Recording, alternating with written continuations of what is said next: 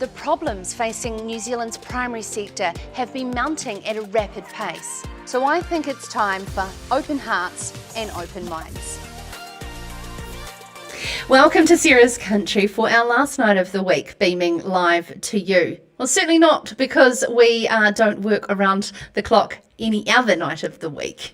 Now, I was dreaming, though, about long weekends, where you can take Fridays off and travel around the best parts of New Zealand. You know that situation where it were meant to happen last weekend? Now, it was spurred on as I was listening to an ad on the way to work from Jayco, the caravan place. They're flat out selling caravans because, of course, domestic tourism is what is going to be our new trend and way of escaping.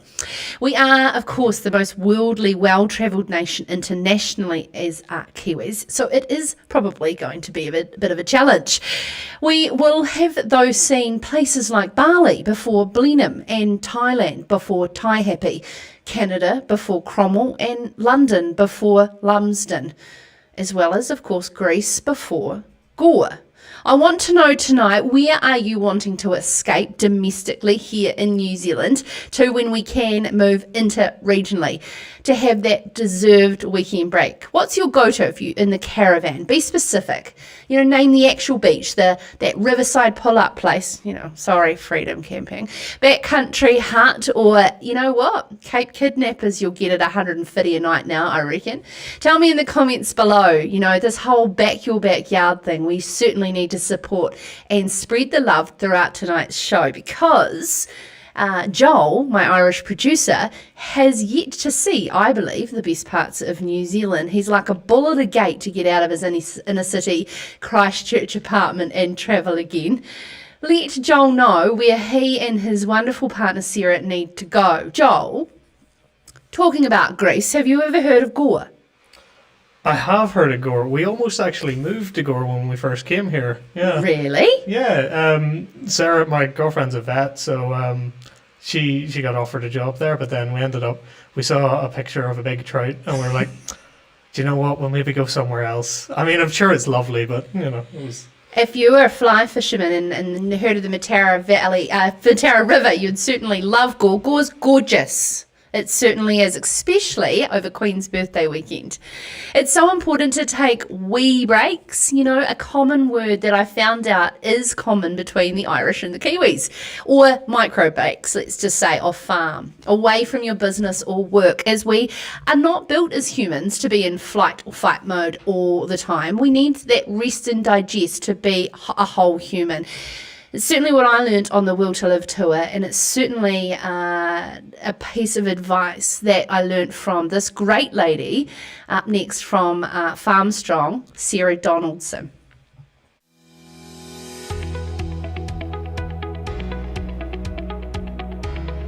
One of the biggest things is injecting recovery periods, and by that I mean little wee small breaks in your day and in your week. So yeah, taking time for lunch, taking time to on your week-to-week basis where you might be joining a local sports club. I mean, that's a little thing, but if you think about like when someone plays a team or a club sport, those wellness factors, how many does it tick off? So you're connecting with other people, you're getting some physical exercise, you're having a break from the farm, and you're doing something kind of enjoyable. So it's a tick, tick, tick, tick, really.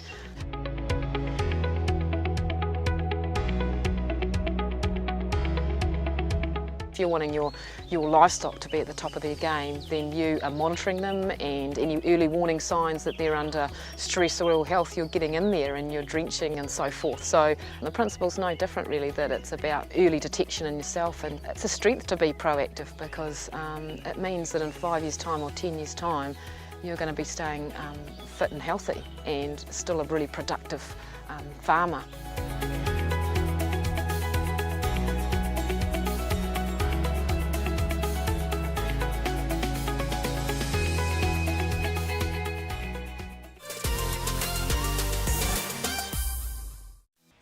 Virtually tonight, we're going to take you on a wee break to a farm stay in the beautiful back blocks of the Manawatu, who are beaming their on-farm experience globally with virtual farm tours. Andrew and Kylie Stewart join us from the Rangitaki farm stay after 7:10, which is coming up shortly. And after 7:20, we're going to head south to Timaru to catch up with a great mate of mine, Blackie, who on our Zoom drinks last weekend gave me a real insight into his concerns on what the lockdown is really doing to our wool industry and how he believes it's becoming a real animal welfare issue.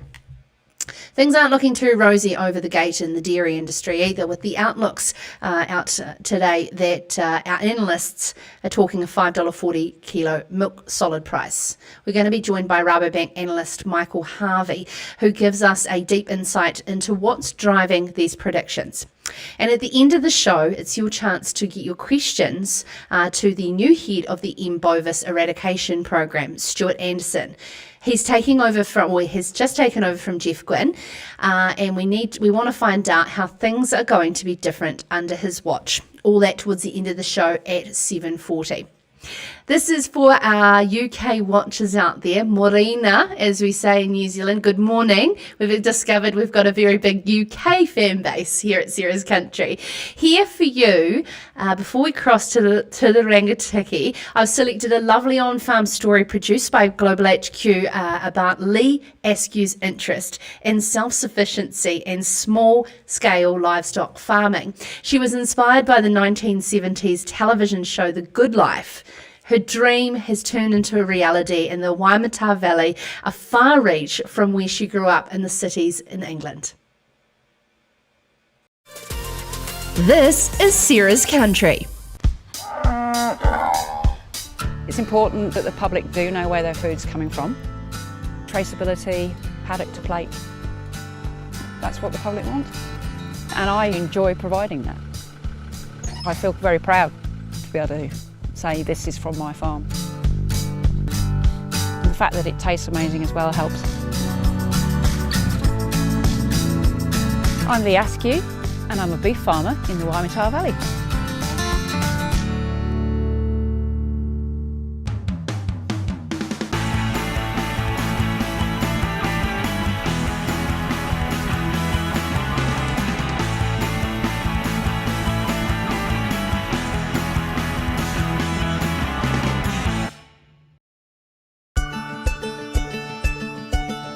Farm here in the Waimata Valley in Gisborne.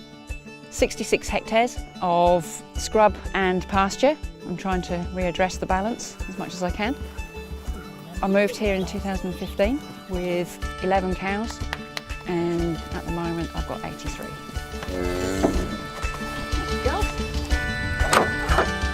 Going back a little bit, I absolutely loved The Good Life TV programme.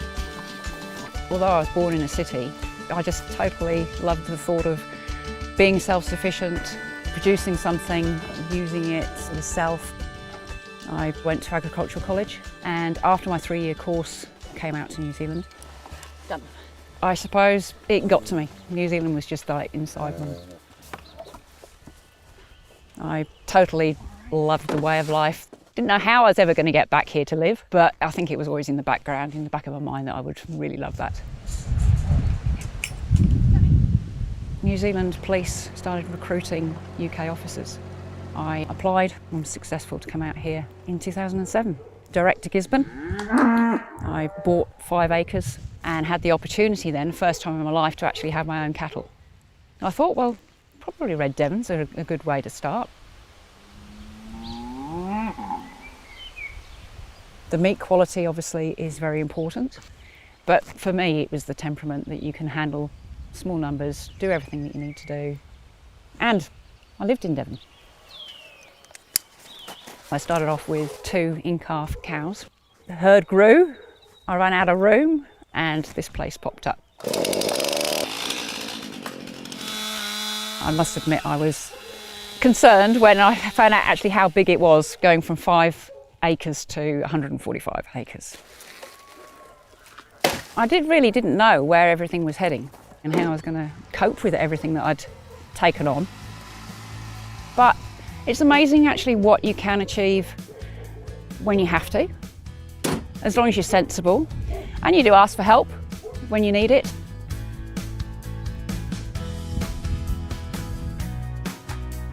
Value added is everything about this place. Just selling animals for a check would not work here.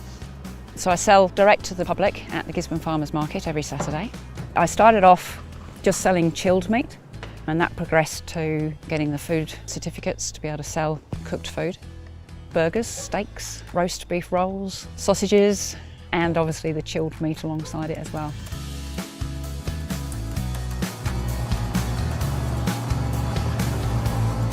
The most rewarding thing about the Shemshi business is that I've built it from zero to being able to farm full-time now and live my dream, really.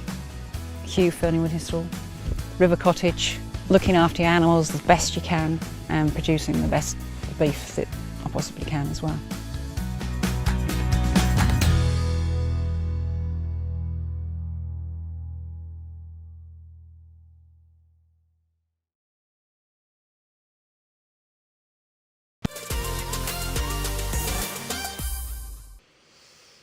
Now, I must comment, thank you for letting us know. Joel has one main quote that he uses around here.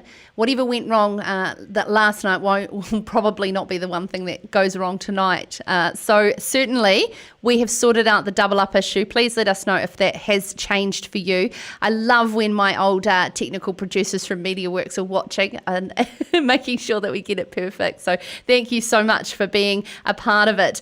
I am sourcing comments from across multiple platforms that we are streaming to now: Facebook, Twitter, LinkedIn, YouTube, etc. So please put your comments below. The topic tonight is, where is the ultimate place to go camping in New Zealand? We really want to boost domestic tourism. I'm loving here Annette Wilson, Akaroa. Of course, I absolutely love the peninsula, for those of you who don't know.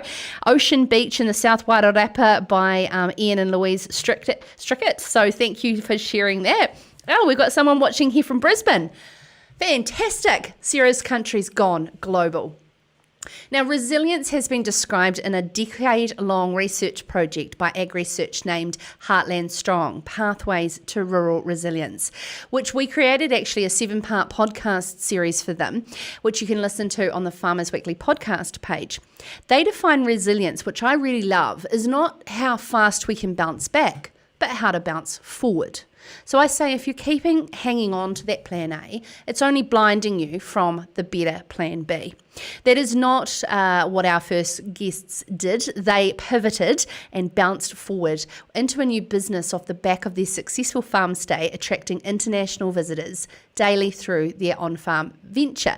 Now a virtual version. Welcome to Sarah's Country. We have Kylie Stewart from the Rangatiki farm stay. Firstly, how's the little ones getting on under lockdown, Kylie? Really good, actually. Our two girls are 8 and 4 now, and they've been amazing. I guess all of our animals in space and just outside and fresh air is the key. We're certainly not cooped up inside, and really feel for those people that are. So yeah, we're really lucky to have the farm on our doorstep, and it being such a great big playground. We're just enjoying all by ourselves, so they're great. Can you first explain to our audience listening from New Zealand, and as we know around the world, where exactly are you in New Zealand? What has been your business journey to now, prior to, and what was working for you prior to lockdown?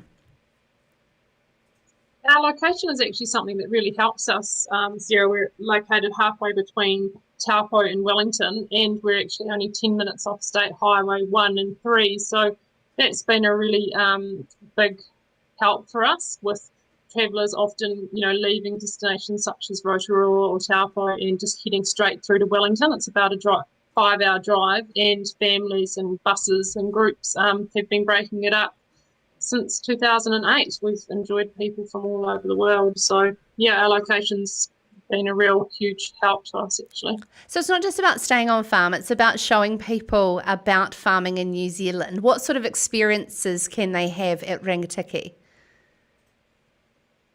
I guess we've got lots of different products here on the farm. From our international tourists are often really interested in the actual way of Kiwi life, and our animals have always been a really big draw card. But then we've got, I guess, with our domestic tourism, from hens do's to our mini mudder and actually the event, the mudder. So a few different products happening. But I guess at the end of the day, it's our space, beautiful scenery, animals, and our New Zealand story that's been a success for us. So, of course, I have to ask, how dramatically affected have you been from this lockdown, and, of course, what level 3 potentially looks like too? Yeah, it's been huge for us. Days before the lockdown, we were looking ahead and feeling really excited about the next season. And we had big tour company lock in 9 buses. They were due to start in November.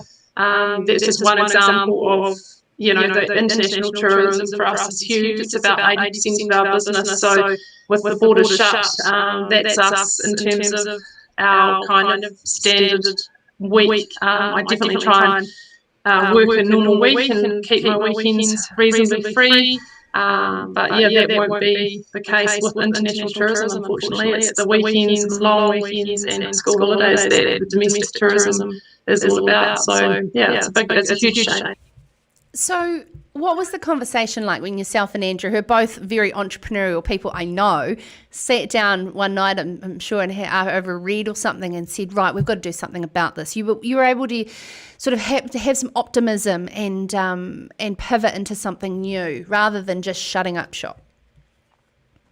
Yeah, don't get me wrong. I've had a few gloomy days where I just kind of was like, well, maybe I'll start a nursery, or just thought as tourism for us well and truly dead. And then other days I'm like, heck no, we've worked really, really hard to create the beautiful gardens and buildings. And I guess, yeah, we've got a good following on Facebook and social media and amazing reviews on TripAdvisor and Google. So it is positive to think, no, we need to keep going with domestic tourism. And it just kind of came to me, I'm missing the people, I'm missing sharing what we've got with others. And I've been sitting on the couch a fair bit the last couple of weeks. I've got an injury, and it just came to me that we can indeed still share what we've got with other people, but just in a whole different format. And I'm lucky I've got a techno husband, so So how have you been in terms of capturing a virtual farm tour? What's it been involved in taking the camera out and involving people and being able to package that up? Well, first of all, we had to bring our animals a whole lot kind of in a more of a condensed area, because of course internet connection in New Zealand is touch and go when you live in a gorgeous valley like we do. Unfortunately, it's that's obviously a challenge. So we've brought them all closer to the house, which the kids obviously love anyway. And we've got people still wanting to book in from overseas. Today I had a family from America wanting to book in December, and I kind of said, well, I'm really sorry, but I'm not sure when we can take guests again, but hey, this is an option for your child. She said she had a 6-year-old who was really keen to do it. So I guess I'm going to have a range of people that are disappointed they can't come in person right now. I don't have the answers for them, but there's something in the interim, so we'll see. Fantastic. It's incredible how many people from around the world are not only watching here tonight, but also want to continue to have that slice of New Zealand and that New Zealand unique way of farming to be able to share with your children in particular. So congratulations on behalf of all of us watching, Kylie, and to Andrew, for not giving up and keeping it going, because what you've done and what I've witnessed over the past, can I say decade, has it been? Of what you've built there at Rangatiki Farmstay, and is just incredible and very, very inspiring to all of us. So well done. Oh, thank you, Sarah. Now, if you've just joined us, you can watch any of these previous episodes on demand. You can go to Farmers Weekly website, but also, of course, Sarah's Country on podcast, which is available in 6 o'clock in New Zealand time in the morning. So if you just want to turn it on when you get in your vehicle in the morning, we're there for you on demand. Next on Sarah's Country, we are going to park up in a wool store, lean on the bale with Blackie, and try and solve the wool industry. This is Sarah's Country. Even when everything changes, some things will always stay the same. The cows still need milking, the economy still needs dairy, and dairy farmers will always have what it takes. Whatever you need to keep milking, our job during the lockdown is to get it to you, because we know what it takes.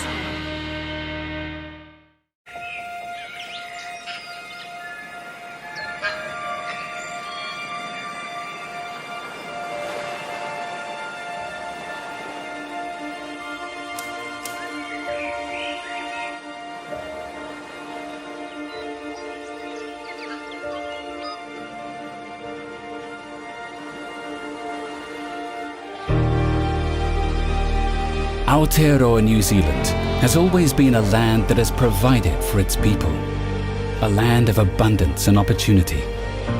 Our dedicated team at Ag Research know that embracing kaitiakitanga will see this continue for future generations. The work we do is transforming the way we farm and revolutionising the way New Zealanders care for our animals and for our land.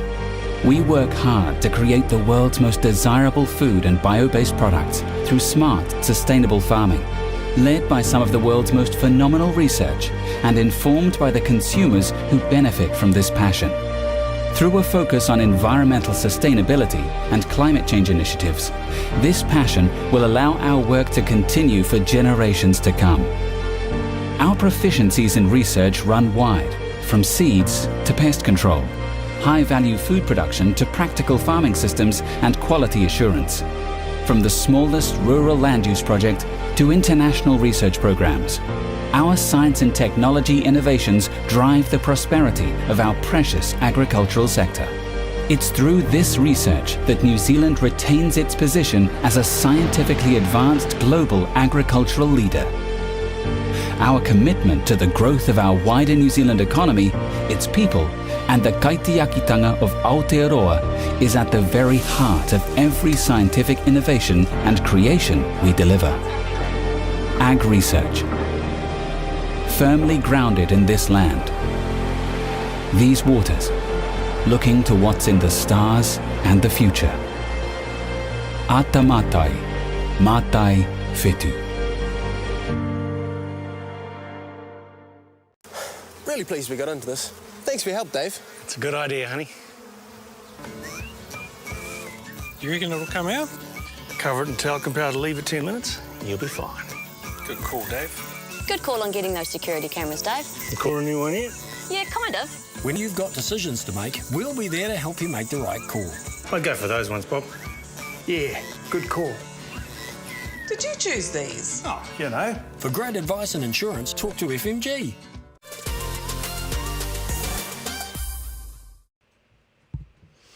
Now, I'm loving the comments below. It's great to see our family in Canada are watching. Thank you so much for joining us. And of course, we've got some comments on where you like to camp around New Zealand. We have Flat Point in the Wairarapa, Katrina McMillan has suggested. So yeah, put the comments below. We're talking about how to boost domestic tourism and some of those unique places around New Zealand that my producer, Joel, and his partner, Sarah, are really wanting to see the real New Zealand, like Goa. Now it's time to solving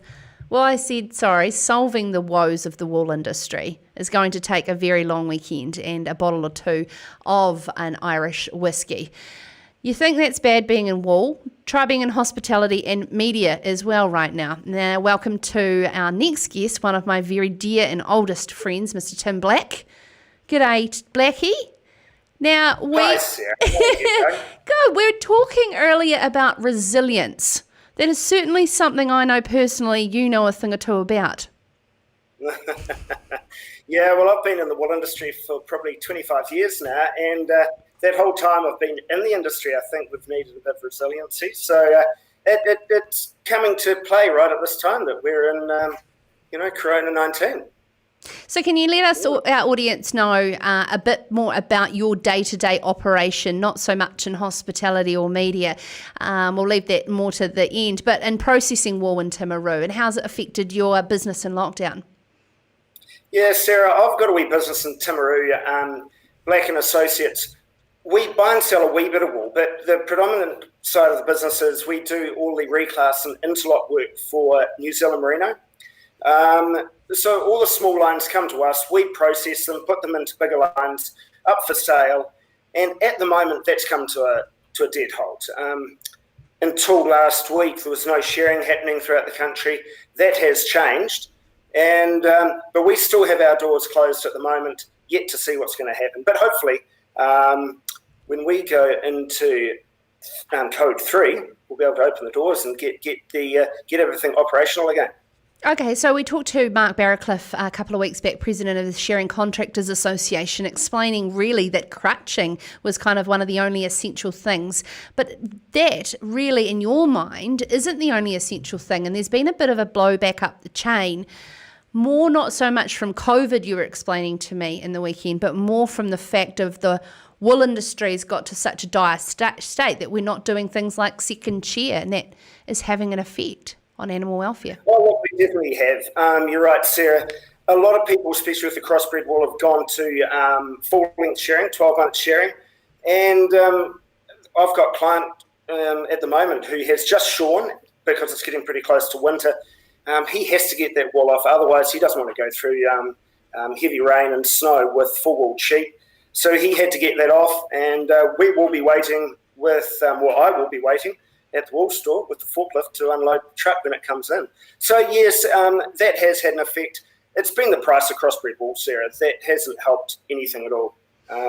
Prior to going into lockdown, the last wool sale, I think crossbred fleece was as low as $2.30, clean, and lambs at $2.80. So it really is a pretty tough time. In saying that, the fine wool market was pretty good prior to lockdown. Australia has... They've carried on with sales. And saying that, since COVID-19, they've dropped probably $3. They're down to a low of $13 Australian. That's on the Eastern Market Indicator. So, yeah, it's pretty tough times. It did have a wee bound back. It jumped back in the last sale, just in the last few days, just because there's very small amounts of wool being sold. Only 35%...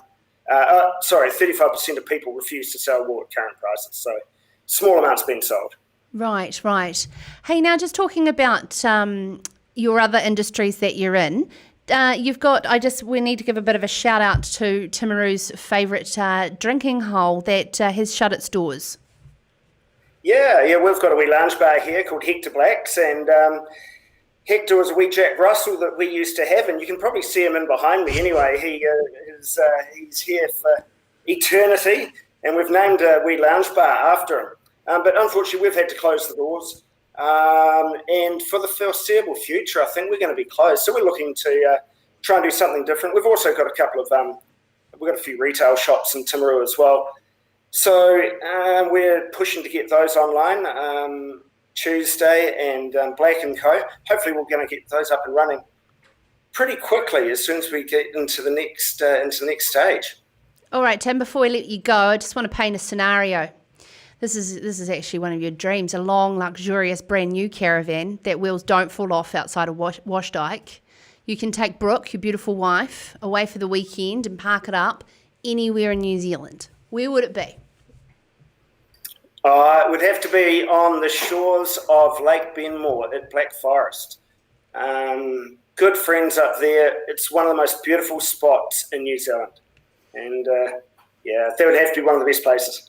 Thank you so much. That's Tim Black of Black & Associates talking about the woes of the wool industry under lockdown. Tonight we're drumming up places for Joel, my producer from Ireland, Northern Ireland to be precise, to visit as we ramp up what is the hidden gems that we can visit out of lockdown. You know, that place you can park up the caravan, not your traditional overly populated places.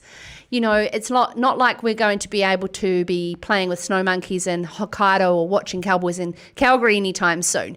So tell us in the comments below, where is the best parts of New Zealand? That's that quintessential camping experience.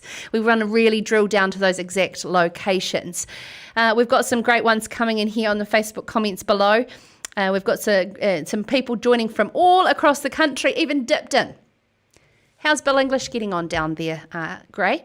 So if you've just joined us, you can send us in your suggestions of any great characters of guests or questions you want answered of your industry leaders, and I will get on to that. Sarah@sarahperium.com.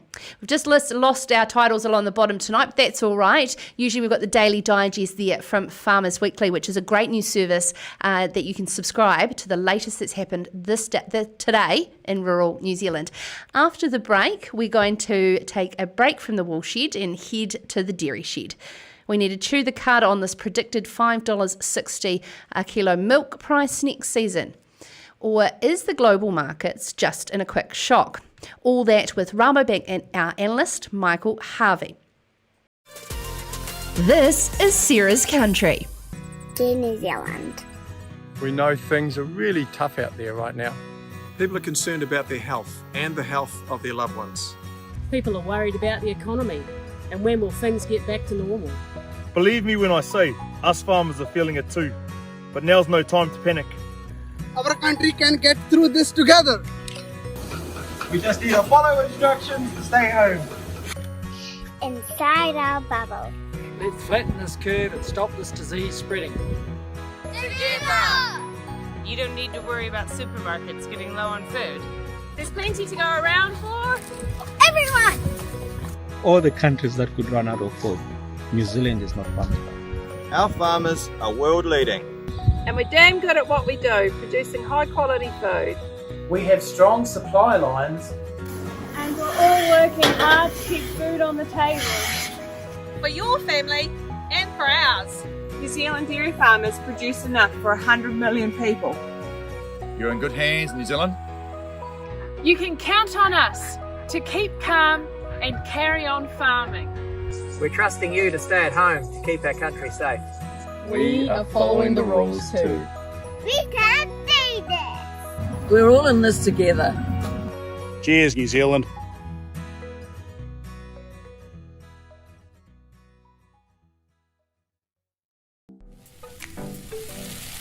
Delicious. Ever wondered where it starts? Does it start with care? Respect. Fresh grass 365 days a year.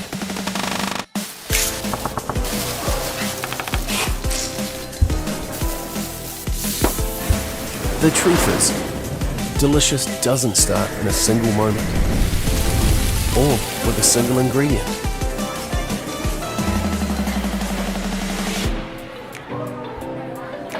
Delicious starts here.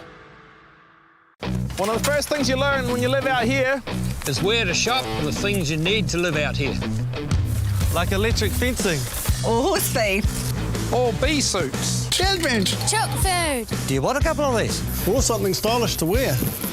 Not everyone's got stuff like this. But at Farmlands we do, and then some. So if you need anything to help you farm, Grow, Milk, drench, Rhea, come on in. Because we're out here too. This is Sarah's Country.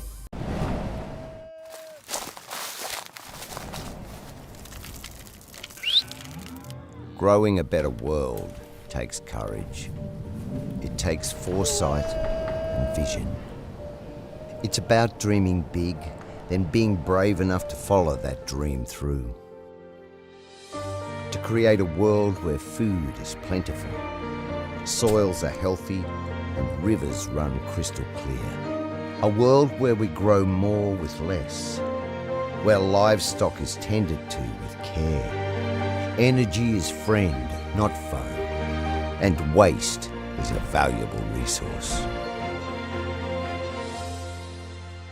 This is the world you're already shaping through imagination, innovation, and determination.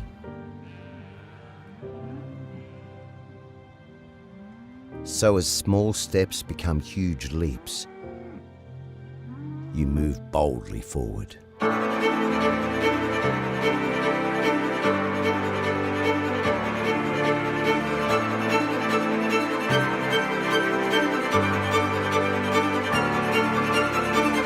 And Rabobank is there beside you to help grow a better world together.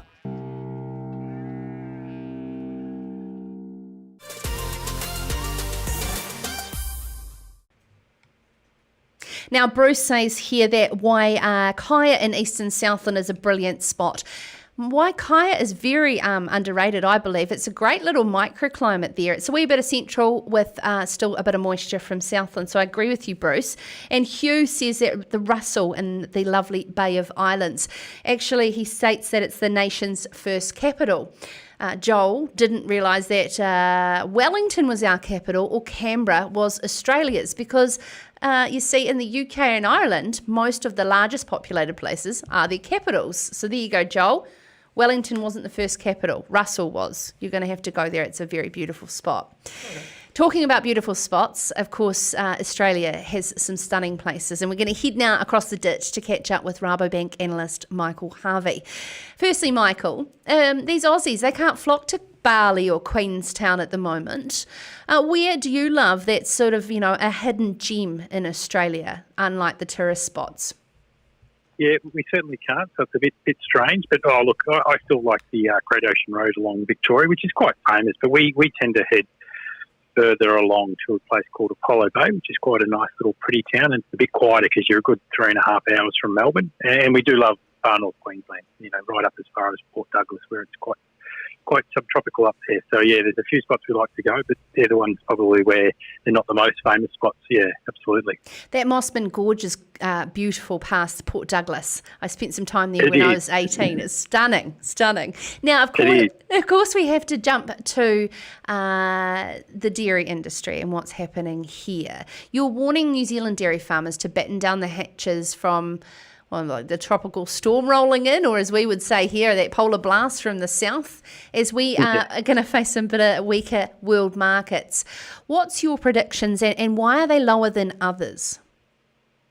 Yeah, look, it's never a nice thing to have a fairly bearish view that you've got in the marketplace. But essentially, we're looking at the next 12 months in the global dairy market, and we're seeing, the imbalances getting quite significant, and it is largely brought on by the impact of obviously governments responding to COVID-19, but also then the income drag that we're going to see, given we are likely to see a deep global recession. That's clearly going to have an impact on discretionary spending and purchasing behaviour of those more price-sensitive markets. So, supply is not a major issue in terms of the rate of growth we're seeing around the world, but it is a problem when you've got a big demand hit that we're seeing in the European Union and the US industries ahead of their peak season. So that's the imbalance that we're looking at in the coming 3 months, and then potentially the drag on consumption more broadly speaking because of a global recession that we're now heading towards.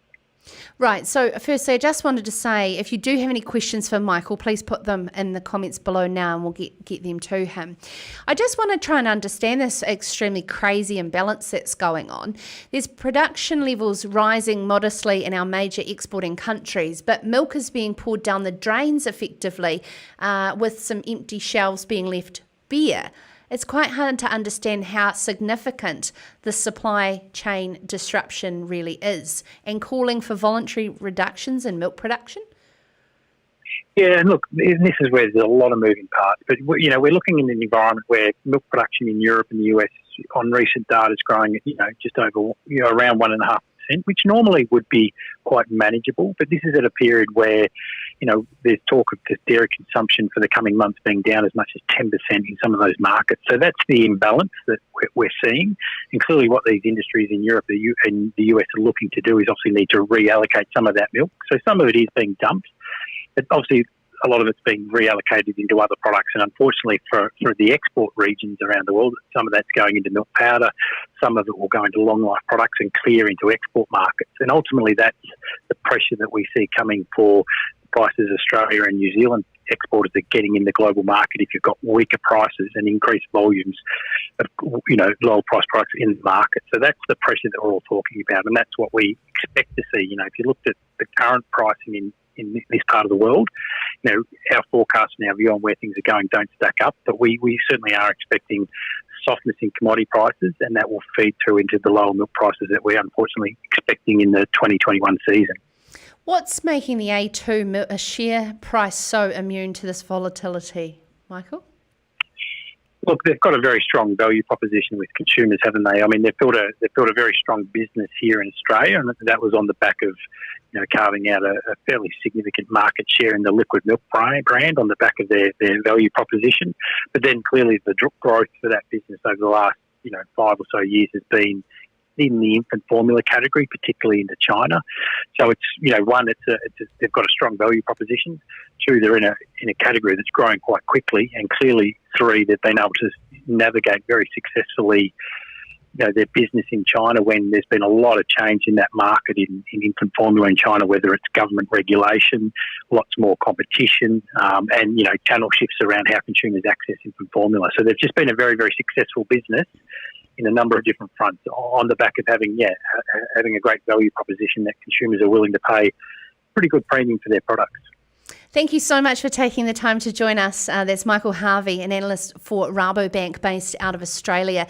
His prediction, along with New Zealand-based Emma Higgins, is around the $5.60 for the next season. And this is, of course, well ahead of Fonterra's announcement towards the end of May. We're talking tonight, favourite camping spots. I want to know, actually, where did you used to go as a kid camping? What was it like and how's it changed? Like how Wanaka's changed. Might get a cheaper house in Wanaka at the moment. I shouldn't joke about that. We didn't go camping as a family. We're a very deprived Central Otago family that couldn't leave because we had to shift water, irrigate over summer, but lucky all the families from Gore would come up and camp on the shores of Lake Dunstan near Cromwell. Those gorgeous people from Gore. To close the show, we get to know the courageous man that's taken on the role of head of M. bovis eradication, Stuart Anderson, and we learn what he wants to improve on the program. This is Sarah's Country.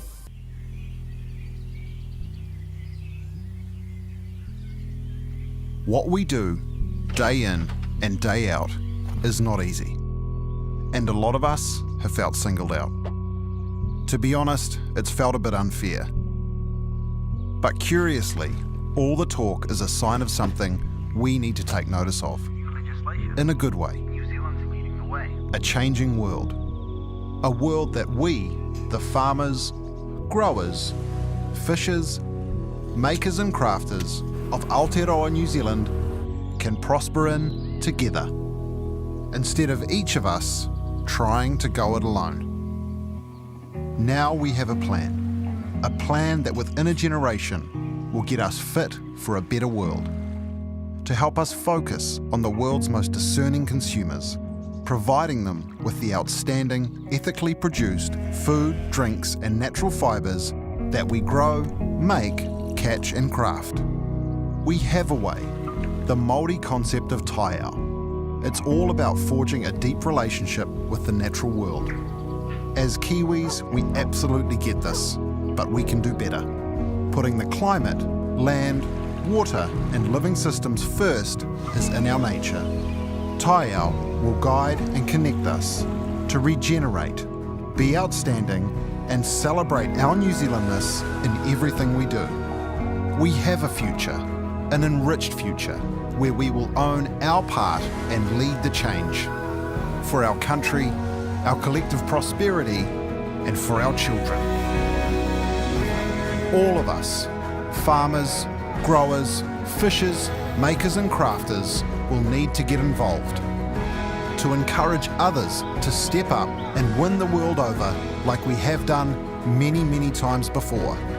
Making this happen starts with a commitment that you and the person beside you and the person beside them can own this together. You can shape this. We can shape this by thinking about how you can apply Tie Out to what you do. It's time to work together And change your world. Our world. Let's make it our business to shape our future. Fit for a better world. It starts now.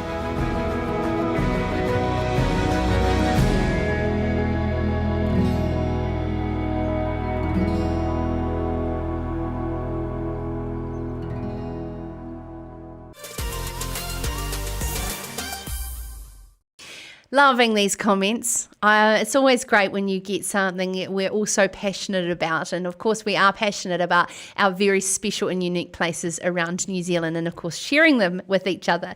Norma Jean loves Tura in the Wairarapa. Kate Taylor loves Kinloch in Lake Wakatipu. That's a pretty special place too, Kate. And we are taking questions not only for where is the favourite place in New Zealand's quintessential camping place, not just a overcrowded, popular place, but of course some of those overcrowded places might be quite enjoyable now. It might not take an hour and a half to get from the airport to Dad's in Cromwell anymore. So I want to know about your comments in below, as well as any questions you have for our next guest, the new MPI head of the M-Bovis eradication, Stuart Anderson. New Zealand's Human Notice of Direction was announced today by Jacinda Ardern on what level 3 will look like. Not saying we will go there next week, she said, but just letting you know it's pretty much bugger all. You know, potatoes are going to now be sold as fries in our takeaways. You can order paint online to finish the outside, and David Clark can finally take his family to the beach. Joel, what do you think of Trump's leadership on COVID? Not too bad, he thinks. Yeah, I mean, I'm not even going to get into that because I can't even stand the man. But he thinks that he's doing an excellent job, according to the Guardian video that you showed us today. Oh yeah, the propaganda video he put up where he was telling everyone how great a job he'd done before everyone else. Yeah, that was a fun one. Yeah, well, that's the thing. And our next guest, certainly we shouldn't be aligning next to Trump, but of course our next guest believes in accountability and understands that his job deeply affects the engine room of the economy. Taking the reins last week of the M-Bovis stallion, as outlined in Global HQ reporter Annette Scott's article in Farmers Weekly, she introduced to us Stuart Anderson, and he joins us now to get to know him a little bit better and to take your questions. Thank you so much, Stuart. I understand it's been a busy couple of weeks for you to hit the ground running. How's it been, especially in lockdown? Yeah, thanks, Sarah. Thanks for this opportunity. Yes, week 2 for me, and yeah, certainly, a steep learning curve jumping into the program, and during lockdown, a little bit more challenging, really, stepping into running a large program and pretty much doing it from my desk at home. But we're all in that situation, and we work through it. The program continues to operate, and I think probably the biggest challenge as part of that for me is not really being able to get out and about and actually meet people and go on farm and talk to farmers. So I look forward to be able to do that as soon as I can. Sorry, Stuart, I was just having a look down here at some of these questions coming in, so that's fantastic. You quoted to Annette, it's been a hard road to get to where the program is right now, and at this point you say it is in really good shape. What has been your learnings so quickly so far in the job, and how's the program positioned now, do you think? Yeah, look, I have been impressed with just the commitment of everyone involved in the program. Both our staff, the industry partners, and obviously, all the farmers out there who have been impacted either directly or indirectly by this. So the commitment to the program, and yes, it's got to a good point, not without its challenges, as you would expect in any program like this. Look, I think going forward, obviously right now, we're in this very challenging situation with COVID and lockdown and uncertainty around the time frame of it and the broader impacts on the economy. So, for me, it's really keeping the momentum and the pace of the program, and certainly not losing any of the gains that we've had so far. And then, working through this phase that we're in with the COVID situation and the restrictions, and making sure that it doesn't impact the program. And also importantly that we keep we keep the buy-in and the support, and continue to work closely with farmers and everyone in the sector to move it forward. What would be a clawback to some new normality post lockdown? Yeah, I mean, really good question. I think for the program, it's keeping that forward momentum and pace going. It's getting us to the point where we are, quite confident that we've well and truly on the way to eradication, and at which point we then can shift to a longer term surveillance, testing, monitoring regime. And I think for me, importantly, once we're through the COVID situation and operating in a degree of normality again, I think it's really making sure that the program throughout continues to and makes that focus on farmers being at the centre of this. And then what we do, we're working closely, we're working together, and we're working hard to really reduce that impact as far as possible on farmers involved with us. I know when Ray Smith started, it was very much about who Ray Smith as a person was, and how that was going to be a big part of his approach. Can we get to know a little bit more about Stuart Anderson and his background, and what sort of experience you're bringing to this role? Yeah, sure. Look, I've had quite a broad background in the various parts of the primary industries in my more coming up to 10 years in MPI. My original background going way back is in forestry, but I have worked across recently in fisheries. But more importantly, I think really useful for this role. I spent 4 years in the regions and the regional policy team in MPI. I looked after the adverse events recovery program as part of that.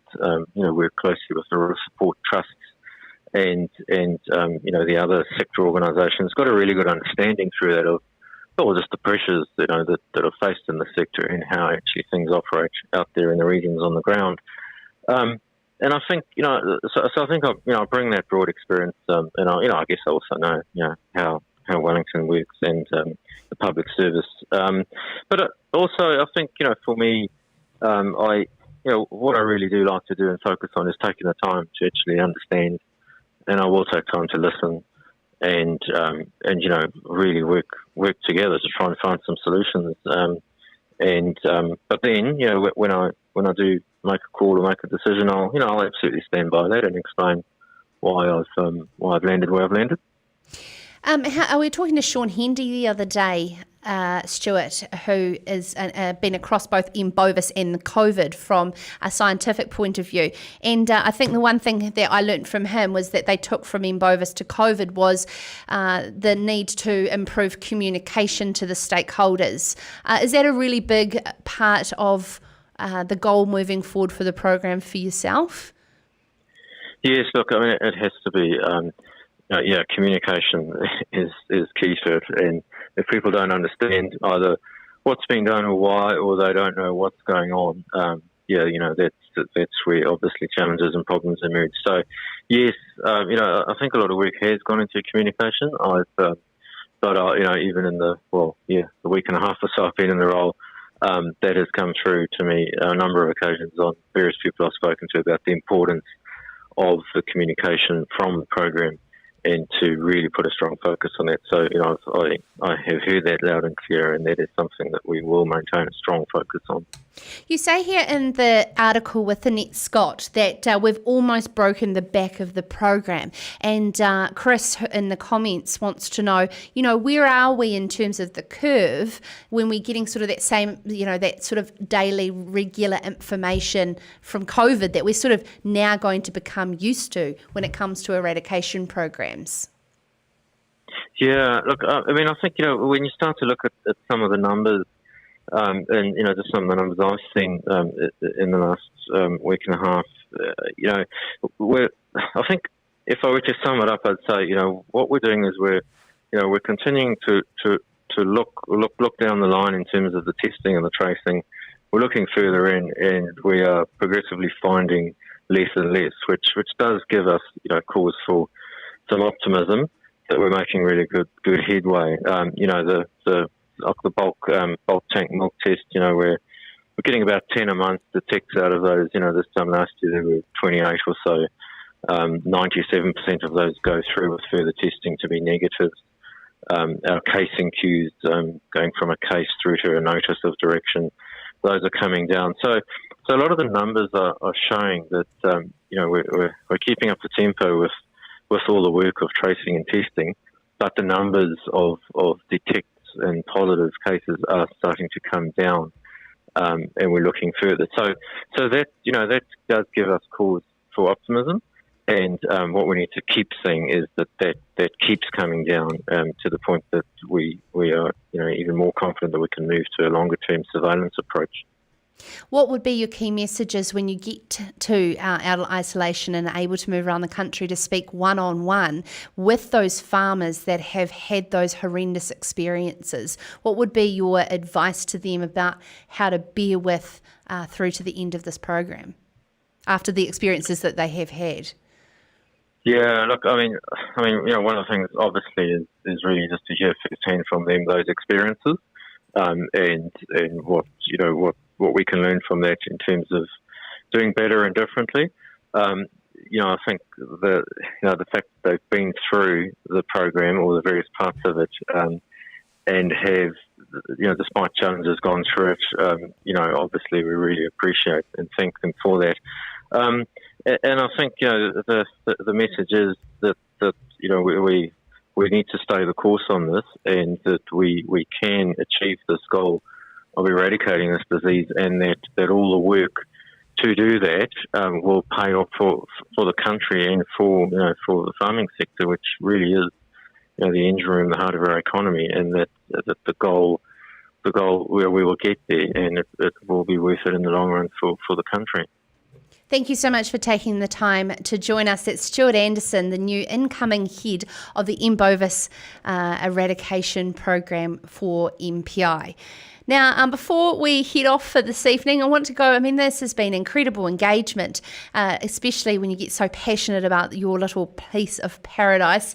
We've got Lake Benmore coming in from Justin. Oh, Guy Martin's here. Lake Sumner, absolutely. And the wonderful Fenton Wilson likes to go to Mokau Inlet in the Lake Waikari Moana. I have to head there one day with you, Sue and Fenton, up in Waroa. Chris loves Waverley Beach over in South Taranaki. I tell you what, first time I really went to Taranaki properly on the Will to Live tour, and it's got the most beautiful beaches. It's a completely hidden gem, I believe. So, Joel, just before we close, these are all probably just names to you, but have you learnt anything in the last wee while about places that you need to visit around New Zealand? Oh, just that I've got plenty to explore. Yeah, no, I'm just going to go home and Google all these places. Yeah. Okay, don't get too excited. I won't give you that long off in between tea breaks. Yeah. Talking about in between tea breaks, thank you so much for joining us in between your tea break. That's all we have time for tonight and this week. If you've missed any of the previous shows, we of course have them on demand. The Ceres Country is available on podcast as well as a Farmers Weekly YouTube channel. So you can listen and watch on demand all weekend long. Make sure you send me your suggestions for guests that you want to hear from, Sarah at sarahperium.com, or drop into our inboxes on all the social medias. We're here to listen. This show is for you. So good night, go well, and have a wonderful weekend wherever you are in this little slice of paradise. This is Ceres Country.